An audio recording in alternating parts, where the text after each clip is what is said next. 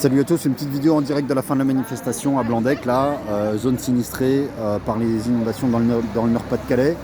Voilà, il y a eu plein de gens dans la manif aujourd'hui, on était peut-être 1000-1500, parce que la colère, là, elle commence à s'exprimer face à l'inaction de l'État, des responsables politiques et face à la détresse de la situation pour les gens.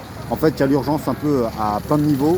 Il y a l'urgence au niveau du logement, parce qu'il y a plein de gens qui sont encore dans des conditions de logement insalubres. Il y a l'urgence au niveau de l'école pour les gamins, parce que la chose qu'on propose, c'est dans des préfabriqués, des trucs qui ne peuvent pas satisfaire la population.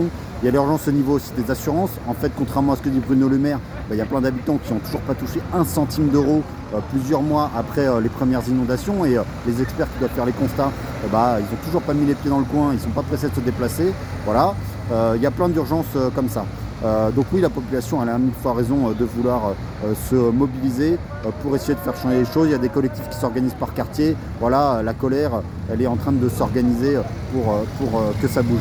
Alors le gouvernement, il nous fait le coup de la catastrophe naturelle pour se cacher derrière une sorte de « c'est pas ma faute, on ne pouvait pas prévoir ».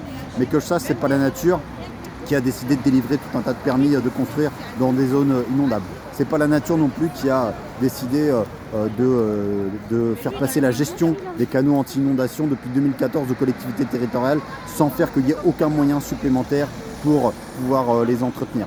C'est pas la nature qui fait que depuis 20 ans maintenant, depuis plus de 20 ans, le problème de l'insuffisance des pompes d'évacuation des eaux, il est connu, dénoncé par des militants associatifs du coin et que pourtant rien n'a été fait en termes de moyens d'investissement.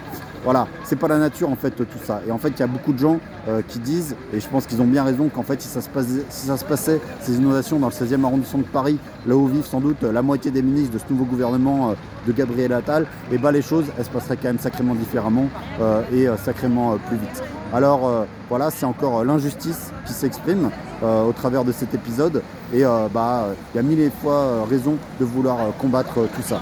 Voilà, donc la solidarité et la mobilisation, elle va sans doute continuer et donc il faudra certainement pas lâcher l'affaire.